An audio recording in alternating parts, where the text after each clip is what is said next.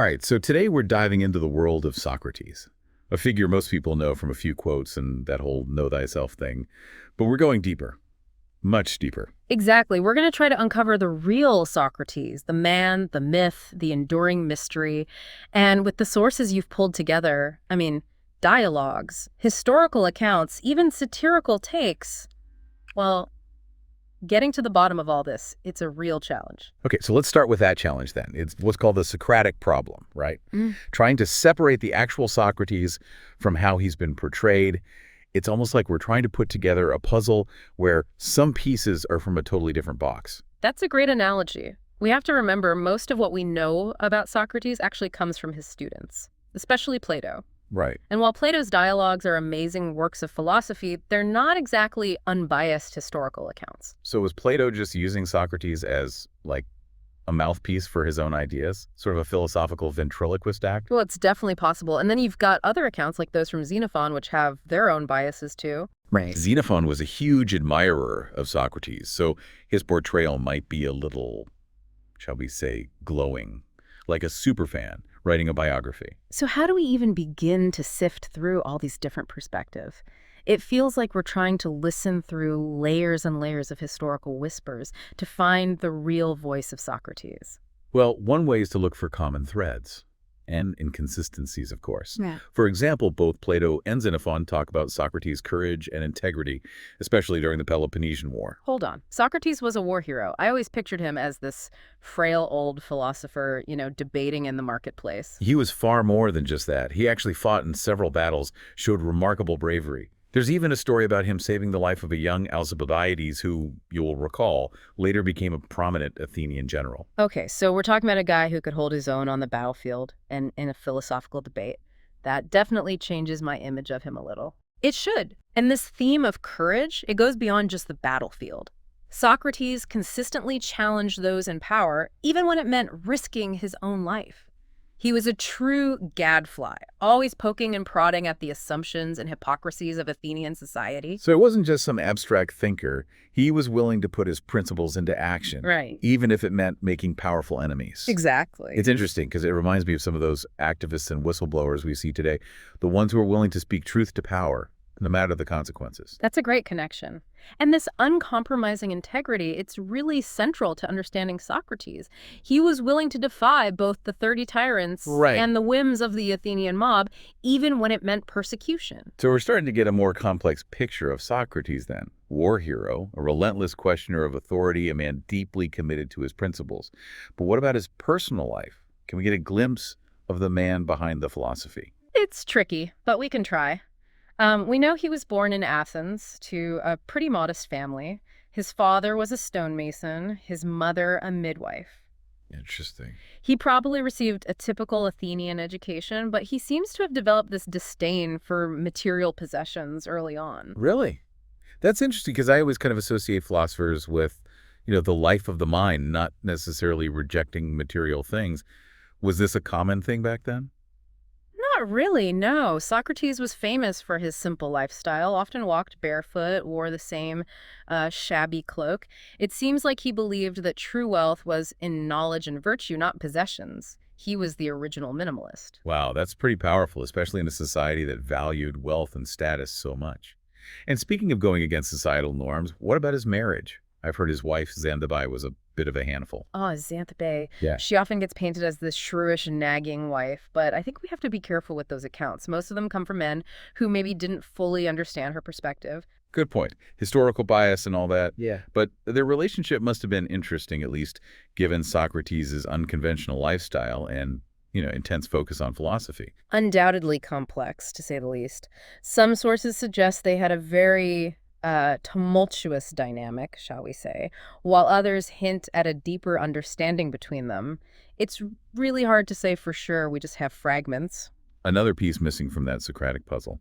Speaking of puzzles, one of the biggest mysteries surrounding Socrates is this whole daimonian thing, this inner voice he claimed guided him. Ah, yes, the daimonion. It's described as this kind of divine or spiritual voice that would warn him against certain actions, but it never actually told him what to do. So was it intuition? Yeah. Conscience? A literal divine being whispering in his ear? It's hard to reconcile this with his emphasis on reason and logic, right? Absolutely. It's a fascinating contradiction. Some scholars think it was just his way of explaining his own strong sense of intuition. Others see it as evidence of a more, shall we say, mystical side to his personality. Just adds to the enigma of Socrates, doesn't it? He's a champion of reason, but he's also guided by this mysterious inner voice. He embodies both the rational and the irrational, which makes him even more intriguing and, honestly, relevant to us today, I think, as we grapple with similar contradictions in our own lives. Exactly. And this complexity is what makes Socrates such an enduring figure. He's not just a historical artifact. He's a mirror, reflecting our own struggles with knowledge, belief, with finding meaning. So we've got this multifaceted figure, a war hero, a gadfly, a man of simple means, a husband in a, let's say, complicated marriage, and someone guided by a mysterious inner voice. What's next? Where do we go from here? Well, the next chapter in the Socratic saga takes us to one of the most pivotal events in his life, his trial. Oh, yes. The trial. Things are about to get dramatic, right? Accusations of impiety, corrupting the youth, all against the backdrop of a defeated Athens, still reeling from the war.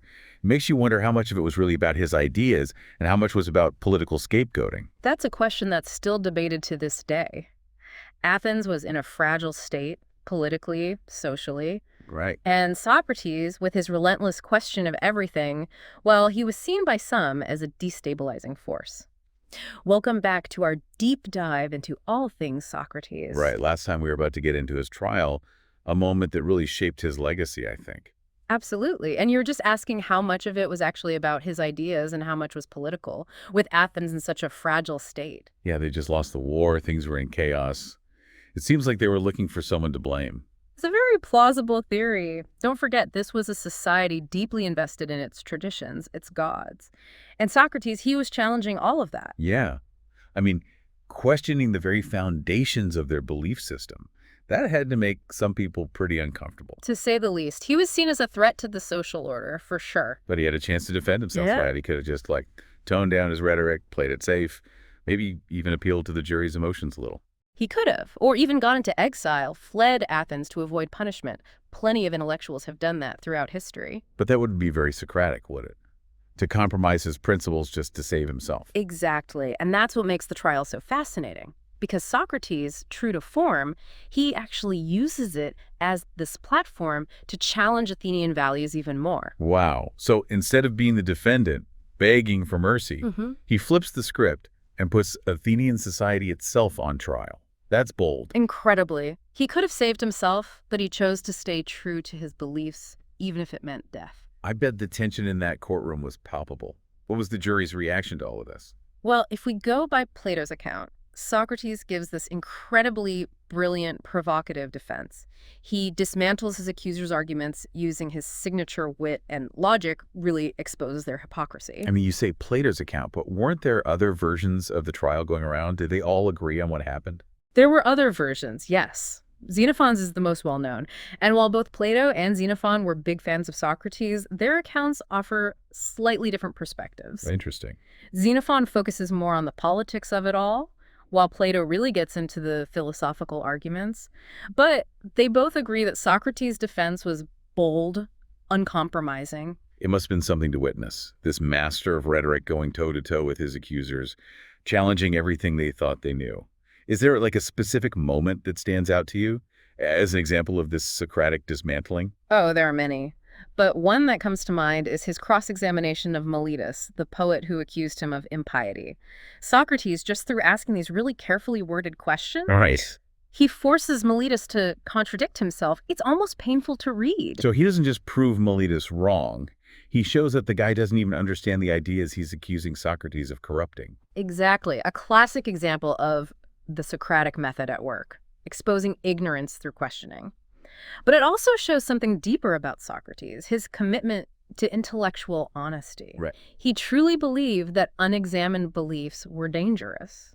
and that true knowledge only comes through rigorous self-reflection, even if it means confronting uncomfortable truths. So it's more than just that know thyself Right. idea then. He's challenging all of Athenian society to really examine its values, its core beliefs. Exactly. And you can see why this made him such a threat to those in power. His constant questioning, it was disruptive, challenged the hierarchy. Right. He was encouraging people to think critically, independently, planting the seeds of dissent, really, which to the Athenian establishment was dangerous, subversive. It's fascinating because even though this happened centuries ago, it feels so relevant today. I mean, we're still grappling with the same questions: free speech, the limits of individual liberty, the role of dissent. Socrates' story is almost like a warning about what happens when you try to silence voices, no matter how challenging their ideas might be. A cautionary tale, absolutely. It reminds us that pursuing truth, justice, it comes at a price. Those who dare to question authority, challenge the status quo, they often face backlash. And we've seen this throughout history. Thinkers, artists, activists. Anyone who challenges the established order. Exactly. But there's also hope in Socrates' story, isn't there? His unwavering commitment to truth, his willingness to die for what he believed in, it's inspired so many others to stand up for what's right. Without a doubt, it's a powerful message. So we've got this trial unfolding, Socrates defending himself with brilliance, but also using it as a platform to challenge the very system that's putting him on trial. What happens next? Does the jury buy his arguments? Yeah, do they see him as this harmless philosopher or a dangerous threat? Well, that's where things take a rather tragic turn. Despite his defense, the jury finds him guilty. What? They condemned him after all that. But why? Were they really that afraid of his ideas? Or was there something else going on? It's a question that's been debated for centuries. Some scholars believe his uncompromising stance, his refusal to back down, might have worked against him. Like he was almost daring them to do their worst. Was it some kind of calculated martyrdom? It's possible. Remember, he believed the unexamined life wasn't worth living. Maybe he felt death, especially a death that was true to his principles, was preferable to compromising his beliefs. So he chose to die for his ideas rather than betray them. It's powerful, but also incredibly tragic. But it's not the end of his story, is it? His ideas lived on. Right. Socrates' legacy goes way beyond his trial and death. It's almost like his ideas were these seeds scattered by the wind. They took root in the minds of his followers, leading to new schools of thought, a philosophical revolution that continues to this day. So even though Socrates never actually wrote anything down, his voice still echoes through the centuries, inspiring thinkers to grapple with these big questions of truth, justice, meaning. Absolutely. And that's the legacy we'll explore in the final part of our deep dive. How Socrates, even though he died, became the father of Western philosophy. His impact reaching far beyond ancient Athens. So we left off with Socrates choosing death over betraying his beliefs. It's a powerful image, but also kind of heartbreaking. But you were saying that this wasn't the end of his influence. Not even close. Right. It's almost like his death amplified his message in a way. Okay, I'm curious, how did that work? I mean, Socrates never wrote anything down, so how did he become this, foundational figure in Western philosophy? Well, he inspired a lot of other thinkers Yeah. who took his ideas and, well, ran with them. In some cases, in totally different directions. Okay, so branching paths. Exactly. Because remember, Socrates was all about asking questions, not necessarily providing answers. Or the Socratic method, getting people to think for themselves, to question everything. Exactly. So, for example, you've got the Cynics. They really admired Socrates' simple lifestyle, that commitment to virtue above all else. Right. They kind of took that to the extreme, though, advocating a life free from possessions, social conventions, all of that. The ancient minimalists, if you will. Stripping everything down to the bare essentials. Interesting. But you said some people went in different directions. Right, yeah. You also have Cyrenaics, Oh. who were all about pleasure. They believed that maximizing enjoyable experiences, sensory experiences, Well, that was the key to a good life. So you've got, on the one hand, these folks who are all about self-denial, and on the other, you've got the let's enjoy life to the fullest crowd. Talk about a range. So it seems like Socrates' legacy isn't really about a specific set of beliefs. It's more like a way of thinking, an approach, which can lead to all sorts of different conclusions. That's a great way to put it. It's the power of his approach. It wasn't about dictating what to think, but about how to think, sparking that intellectual curiosity, that independent thought. Makes sense. So you've got these early schools of thought popping up, all inspired by Socrates. But his influence didn't stop there. Nope. Fast forward a few centuries, and you've got Islamic scholars engaging with Socrates, finding these interesting parallels with their own theological frameworks. That's fascinating. They saw him as a model of wisdom and virtue, so his ideas are crossing these cultural and religious boundaries, really having this broad appeal. So not just stuck in ancient Athens anymore. Exactly. And then you have the Renaissance, that rediscovery of all things classical. Humanist scholars, guys like Leonardo Bruni, Giorgio Manetti, they were really drawn to Socrates' emphasis on civic virtue, these republican ideals, ideas that were very relevant to their own time. Yeah, it's like they saw him as this model citizen, using reason and dialogue to try to create a better society. Exactly. Which, of course, makes you think about our own times, too, right? All these Yeah. discussions about civic engagement, the role of reason in public discourse. Right, very relevant. Those themes are all there in Socrates. And then, of course, you get to the modern era where you've got these giants of philosophy, Kierkegaard, Nietzsche, they're wrestling with Socrates' ideas, coming to very different conclusions. Let's talk about that. I know Kierkegaard was a huge fan of Socrates. Didn't he even write his, master's thesis on him? He did. He was really drawn to that idea of living in truth, of being true to yourself, even if it means going against what everyone else is doing. He saw Socrates as this model of existential authenticity, embracing individual responsibility. It was almost like a proto-existentialist in a way. Interesting. But you said Nietzsche had a different take. Yeah, he was much more ambivalent. He saw Socrates as this really pivotal figure, but in a kind of a shift from a more instinctual, passionate Greek culture to a more Rational one. yes, like a more Apollonian way of being. And Nietzsche argued that this overemphasis on reason and logic, while it's important, it came at the cost of some of those deeper, more Dionysian elements, those raw creative forces that he thought were so essential to, well, to really being fully human. So swinging too far in one direction, maybe. Right. And it's this tension, right, between reason and passion, between the individual and society that continues to be relevant to us today.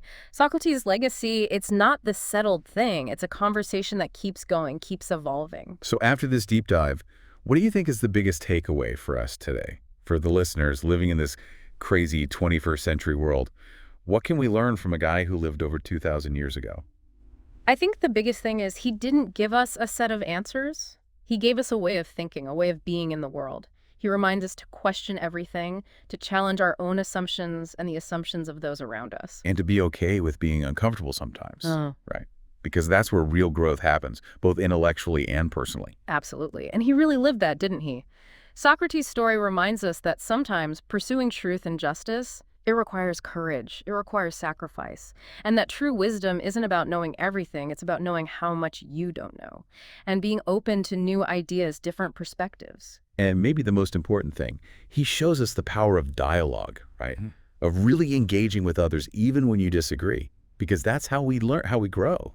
Couldn't have said it better myself. Socrates may not have given us all the answers, but he gave us the tools, the inspiration to ask the right questions, to think critically, to have those tough conversations. And that's a pretty powerful legacy, don't you think? Especially in a world that feels so divided sometimes. I agree. So to wrap things up, as you go about your day-to-day, think about this. What would Socrates question? How would he approach the challenges you face? That's a great question. Yeah.